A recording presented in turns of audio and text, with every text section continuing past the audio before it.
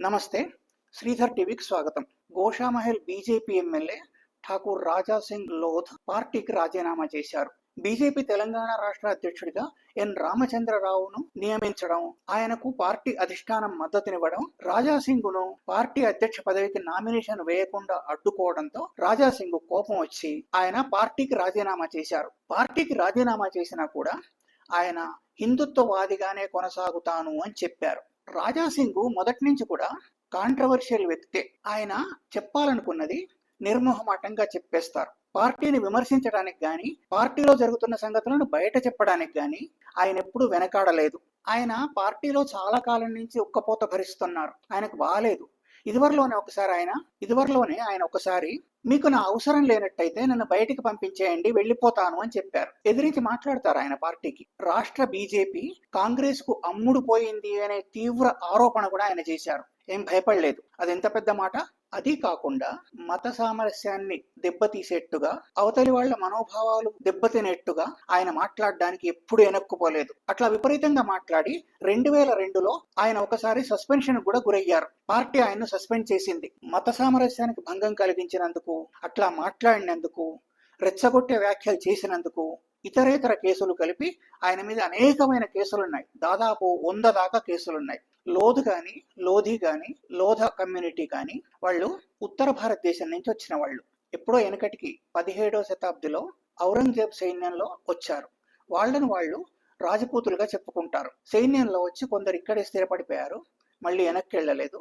వాళ్ళే ఈ లోధా కమ్యూనిటీ. హైదరాబాద్లో 17వ శతాబ్దం నుంచి ఉంటున్నారు. ఎక్కువగా హైదరాబాద్ చుట్టుపట్ల ప్రాంతాల్లో. తను ఎక్కువగా చదువుకోలేదని కూడా రాజాసింగ్ తన ఎన్నికల అఫిడవిట్ లో చెప్పారు. బండి సంజయ్ని పార్టీ అధ్యక్ష పదవి నుంచి తొలగించి కిషన్ రెడ్డిని నియమించినప్పటి నుంచి పార్టీలో అంతర్గత విభేదాలు బాగా బయటికి కనిపిస్తూ వచ్చాయి.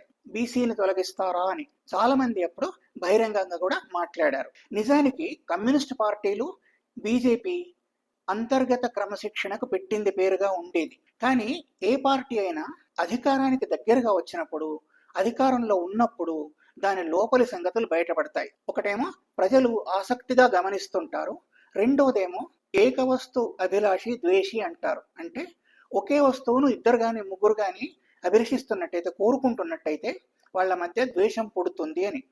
అధికారం అంతే కదా. ఒకే పదవిని ఒకళ్ళు గాని ఇద్దరు గాని ముగ్గురు గాని ఆకాంక్షిస్తున్నప్పుడు వాళ్ళ మధ్య పరస్పర వైరుధ్యం ఏర్పడుతుంది. అందుగురించే అధికారానికి దగ్గరగా వచ్చినప్పుడు ఇలాంటి కుతకుతలు బహిర్గతం అవుతుంటాయి. తెలంగాణలో కాంగ్రెస్ గెలిచినప్పటి నుంచి, అంతకు ముందు నుంచి కూడా బీసీల గురించి ఎక్కువగా మాట్లాడుతోంది. పదవిలోకి రాగానే బీసీల కులగణన కూడా చేసి 42% దాకా బీసీలు ఉన్నారని నిర్ధారించింది. అయితే బీసీల గురించి అంతా మాట్లాడుకునేసరికి బీజేపీ కూడా తెలంగాణ రాష్ట్ర అధ్యక్షుడిగా ఒక బీసీని నియమిస్తారేమో అని అంతా అనుకున్నారు. బీసీ అంటే బండి సంజయ్ గారు గాని, ఈటెల రాజేంద్ర గారు గాని. అయితే ఆ ఇద్దరిని నియమించకుండా బీసీ కాని వ్యక్తిని నియమించారు. ఇట్లా నియమించడానికి బీజేపీ పార్టీ అధిష్టానానికి దాని లెక్కలు దానికి ఉన్నాయి. రామచంద్రరావు సౌమ్యుడని, చదువుకున్న వారని, అట్లాగే అధిష్టానానికి దగ్గరగా ఉన్నారని, అప్పట్లో జైట్లీకి సన్నిహితుడు, జైట్లీ పుల్లేరు. ఈ అనేక కారణాలతోని ఇప్పుడు 8 పార్లమెంట్ స్థానాలను తెలంగాణలో బీజేపీ గెలిచింది. అంటే మేము అధికారానికి చాలా దగ్గర ఉన్నామని అనుకుంటున్నారు. కాంగ్రెస్ గెలిచింది కూడా అంతే, 8 స్థానాలే. ఆ దశలో పార్టీని అధికారంలోకి వచ్చే అసెంబ్లీ ఎన్నికల్లో తీసుకురావడానికి సరైన వ్యక్తి రామచంద్రరావు అని అధిష్టానం భావించి ఉంటుంది. కానీ ఇక్కడి పరిస్థితులు వేరుగా ఉన్నాయి. ఒకటి, కాంగ్రెస్ బీసీలు అంటోంది. ఆ బీసీలలో బీజేపీకి బలం పెరిగింది. అది కూడా బండి సంజయ్ ఉన్నప్పుడే. బీజేపీని వదిలినప్పటికి కూడా తాను హిందుత్వను వదిలేది లేదు అని చెప్తున్నారు కదా రాజాసింగ్. ఏం చేస్తారో మనకు తెలియదు, రేపటి కార్యక్రమం ఏమిటో ఆయనది మనకు తెలియదు. మరో పార్టీ పెడతారా, ఇంకో సంస్థతో మమేకం అవుతారా, అది తెలియదు కార్యాచరణ.